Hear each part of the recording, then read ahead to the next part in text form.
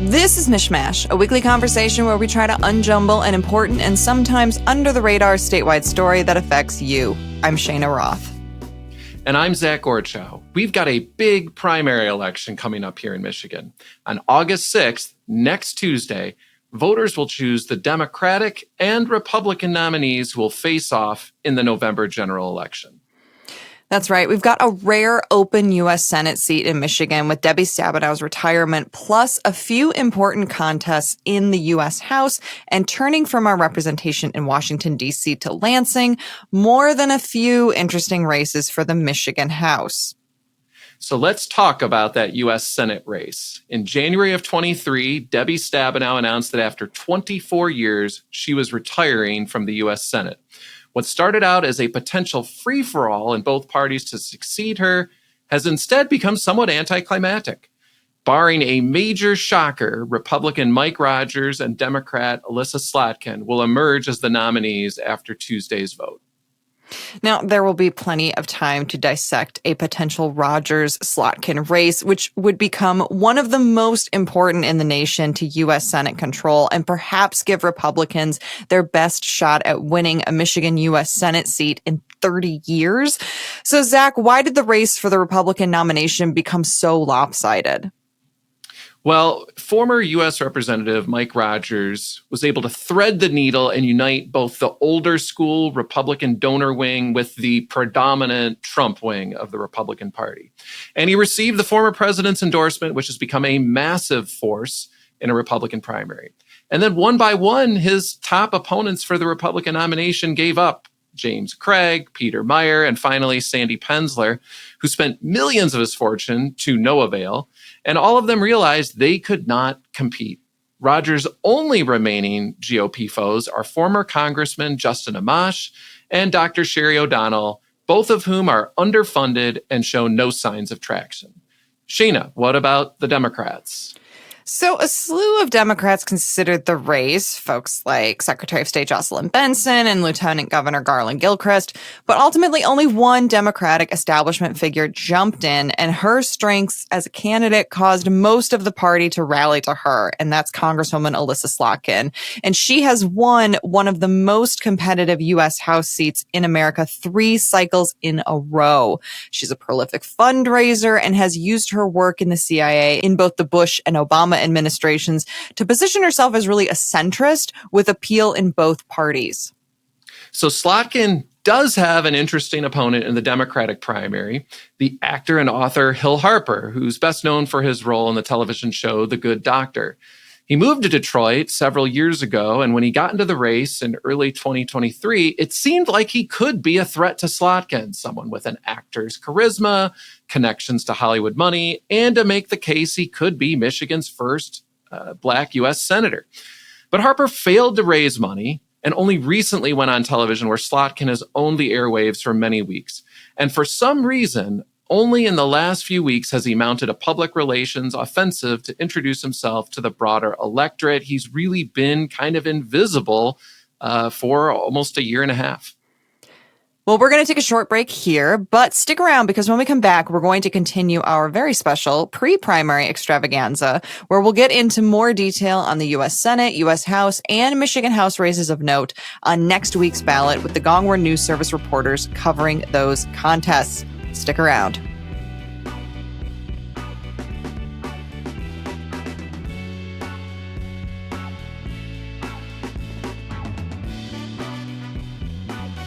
Welcome back to MichMash. I'm Zach Gorchow. Joining us now is Gongwer reporter Lily Guiney, who is tracking key Michigan races for the U.S. House in between keeping tabs on the Olympics.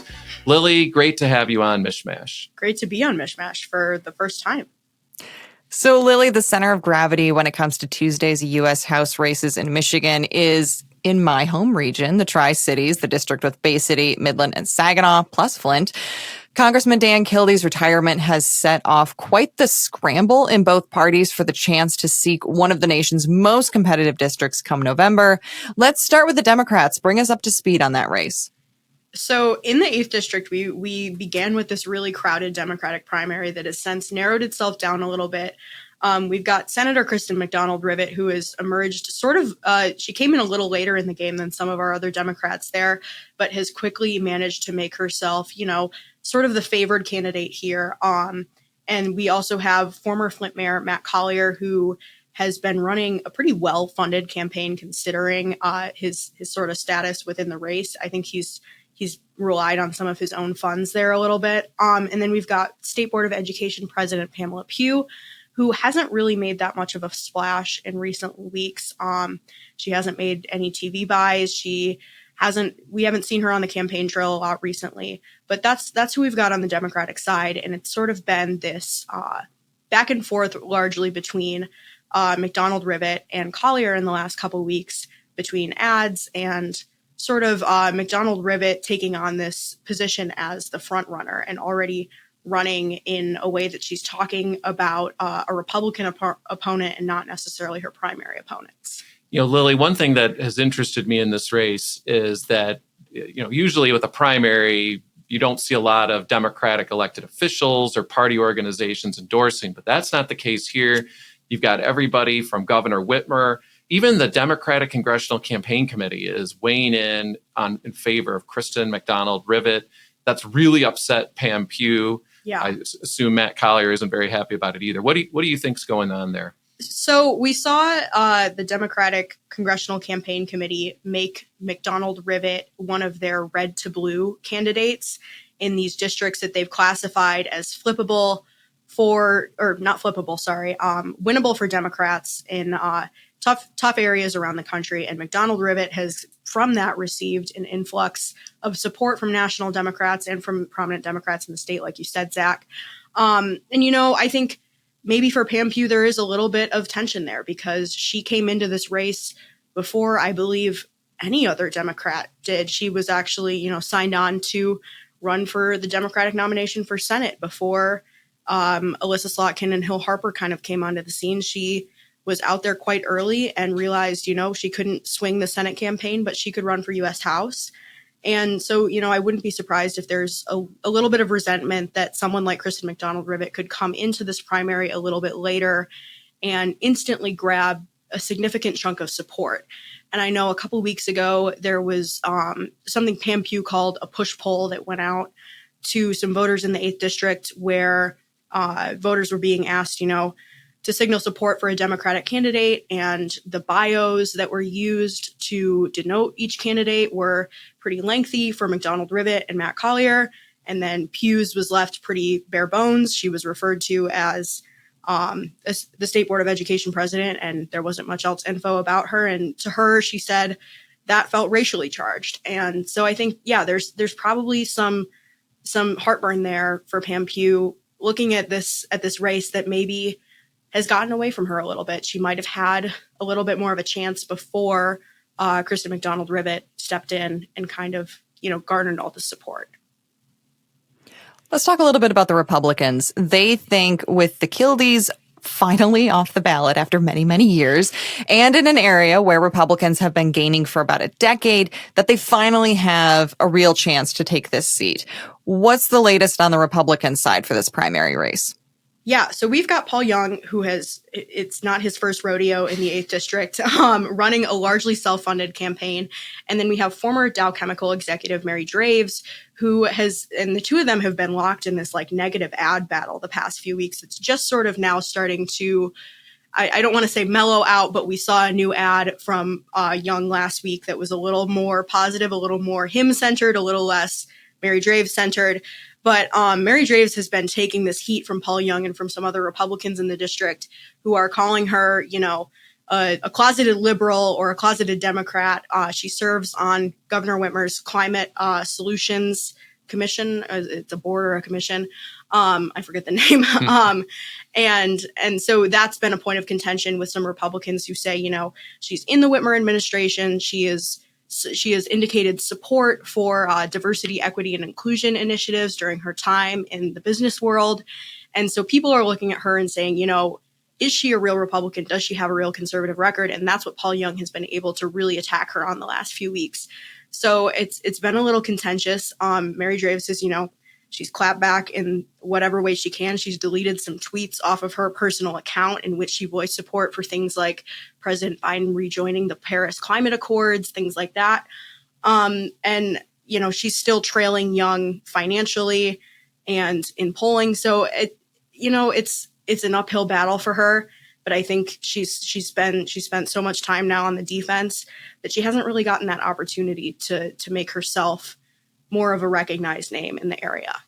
So let's move to Detroit, where first-term Congressman Sri Thanedar is seeking a second term. It's been kind of a wild cycle where his top opponent, Adam Ollier, was thrown off the ballot for lack of valid signatures. But Detroit City Council member Mary Waters has emerged as someone that a lot of people have thrown their support behind to restore Black representation to Congress in Detroit.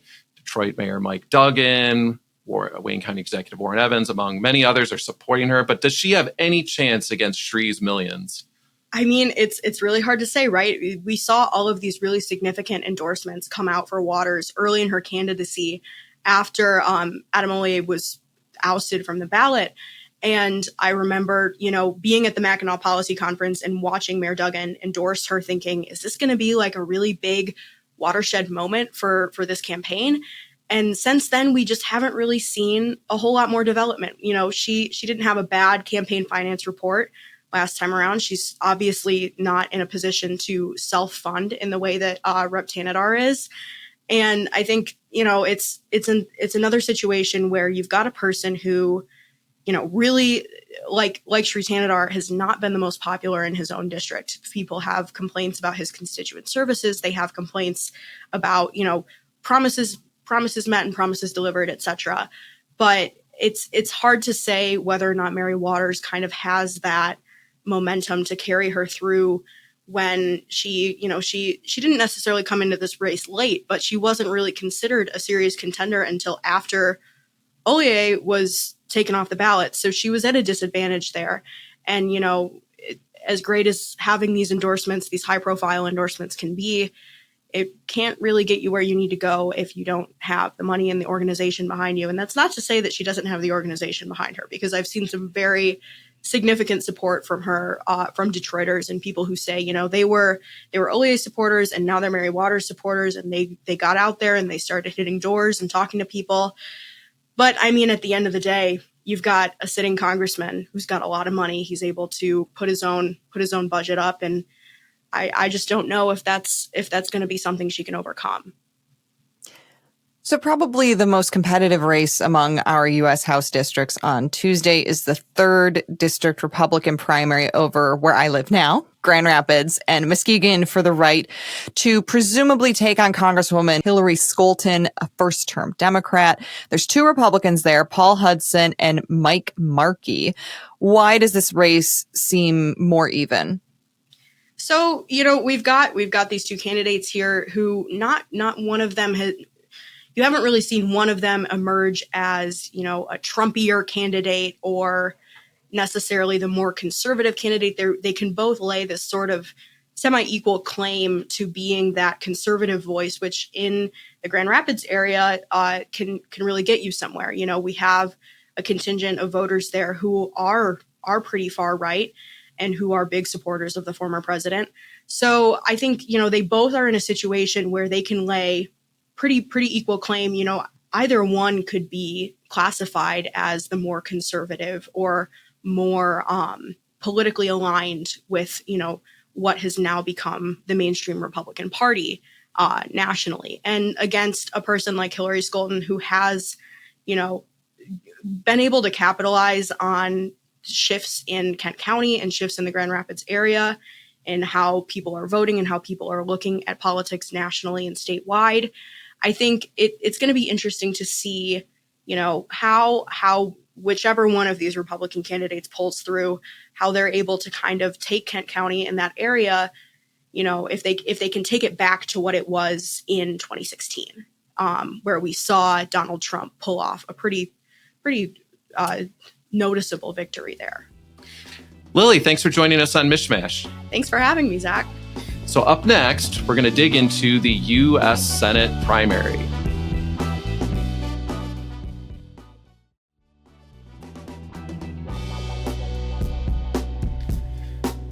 Moving right along, we're now joined by Gongwer marathoner and metalhead Nick Smith. Nick, welcome back to MichMash. Thanks for having me. So, Nick, the U.S. Senate primary was kind of blown wide open when longtime Senator Debbie Stabenow announced that she was not seeking re-election. Who are the current candidates in this race? On the Republican side, we have former U.S. Representative Mike Rogers. Also, we have former U.S. Representative Justin Amash, and we also have Sherry O'Donnell out of Stevensville. On the Democratic side, we have current Congresswoman Lissa Slotkin, and challenging her is Hill Harper. He's an author, actor, and also owns a business in downtown Detroit. So let's talk about that Democratic primary. Slotkin seems like pretty much a lock for the Democrats. She's dominated in fundraising. I raised something like 10 to 20 times the amount Hill Harper has, all over the airwaves. But choosing her has not come without some internal consternation within the Democratic Party. Nick, can you give us the broad strokes of what's going on there?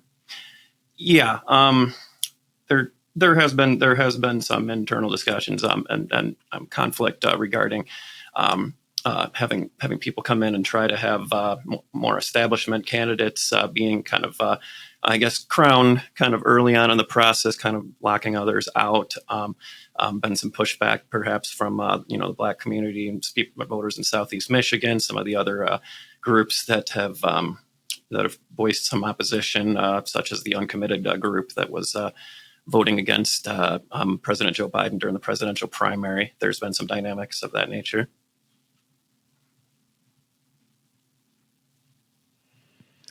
So the Republicans took some time to figure out who should be the frontrunner in this primary race, but GOP establishment lured former U.S. Congressman Mike Rogers out of retirement for this open seat. Now he's got the coveted endorsement from Donald Trump. How are things looking for him, and is there a potential for an upset here? He is looking really strong right now for this particular race for the primary. You have Amash coming in as a former representative, but it just doesn't seem that he really is going to have the pull from a lot of primary voters in this race, given the Trump endorsement, as well as the fact that, he also voted for impeachment when he was still in Congress, so that's probably going to play against him a bit.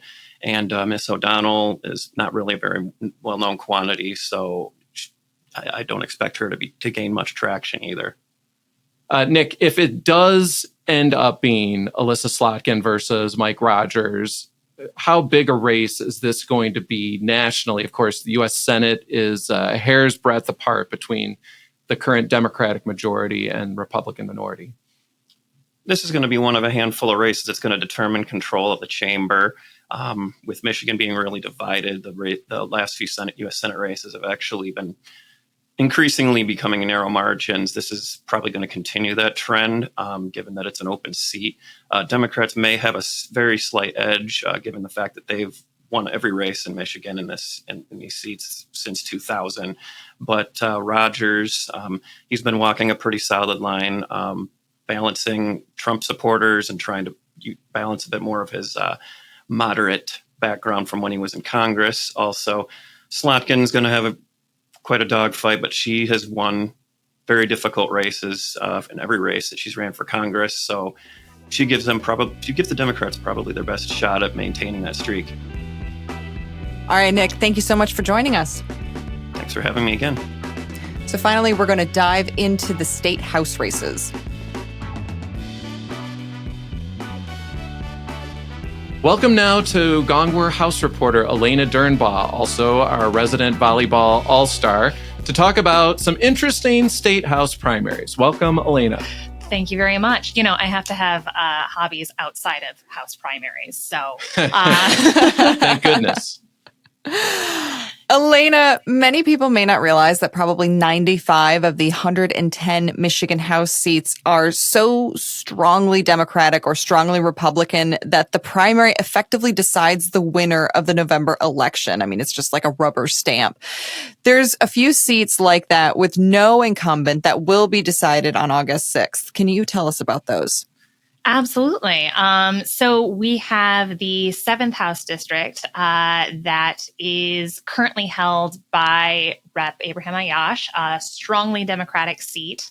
And so whoever wins the primary there will be coming through in November. And the biggest contender in that race really is Tonya Myers Phillips. She doesn't have a whole lot of even competition in that race. There are some other people filed, but they haven't raised the amount of money, and she has the backing of Ayash. So, if she comes through the primary, as it kind of looks like she will, she is likely to win that seat in November. And then on the Republican side, we have the 35th House District, which is currently held by Rep. Andrew Fink in the Hillsdale area. A couple different folks running for that seat. There's Adam Stockford, who is the current mayor of Hillsdale. He is, very solidly conservative. He has been backed by the far right contingent of House Republicans, the Grand New Party. And then we have Tom Matthew, who sits on the Branch County Board of Commissioners, and Jennifer Wartz, who doesn't have a lot of experience in politics, but has done a lot with farming and agriculture and has been endorsed by the Michigan Farm Bureau. So those are two examples of seats that, whoever wins the primary will be winning in November. So one of the interesting things about the state house is that so many incumbents, both Republicans and Democrats, are facing challengers for renomination in their primary. Typically, you don't see that from inside the family, so to speak. Why do you think we're seeing so many incumbents having to fight for their spot on the November ballot? And do you see any pattern to any of it? Yeah, in a few cases, we have redistricting has introduced new opportunities for challenges. An example of that is Rep. McFall's seat. With redistricting, his district has changed and now includes the city of Warren, which opened up an opportunity for former Warren Mayor Jim Fouts to challenge him in the primary. And that is certainly going to be an interesting race, as we have the incumbent going up against a very well-known name in the Warren area who's been around for a long time. So that's definitely a race that we are watching. Fouts has spent a lot of money in the race, $73,000 with $26,000 on hand, and McFall has $48,000 on hand, but has only spent $37,000. So that's an interesting one. And then in other places we have incumbents who have challengers. It kind of sounds like because some of the more conservative Republicans in the House have gotten primary challengers because the district isn't necessarily happy with the lack of influence they're having on the House floor, because they vote no and aren't on committees. An example of that is the 107th House District, which is, I'm being told, kind of a neck and neck race right now with Rep. Neil Frisky, the incumbent, being challenged by Parker Fairbairn. And that's up in the Straits of Mackinac area. Yes. And there has been, Fairbairn has spent $120,000 against Frisky. And, he said that folks in the district are just kind of fed up with the fact that Frisky doesn't sit on any committees. We've seen other incumbents throughout the state with similar challengers for that reason. We have a challenger to Josh Schreiber in the 66th House District, a couple challengers to Cara in the 36th, and a challenger to Matt Maddock in the 51st.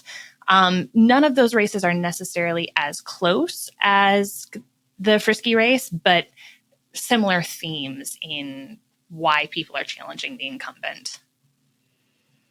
So for Democrats, they're hoping to keep control of the House come November, and Republicans are hoping to take control. It's going to be very tight. Now, the party tends to stay out of primaries. Both parties, actually, I should say, tend to stay out of primaries and not back anyone until the final candidates are chosen. But given how much is at stake in November, are we seeing any attempts to make sure the most viable candidates win in these races?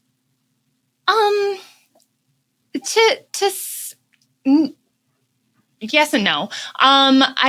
The two parties have been fairly quiet on who, they'd like to see come through the race, especially if it is a safe Republican or a safe Democratic seat.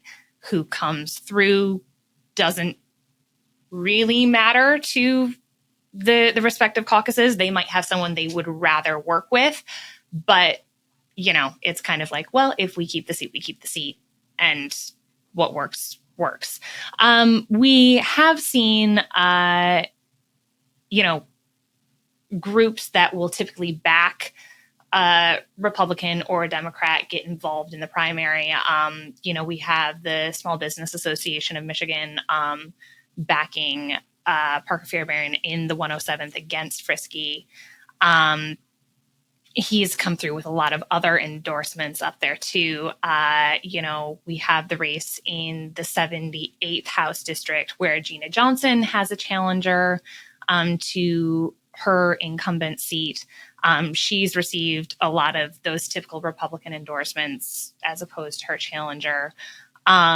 So while the respective House parties are not kind of wading into the races, we are seeing organizations, donors kind of line up behind their preferred candidate.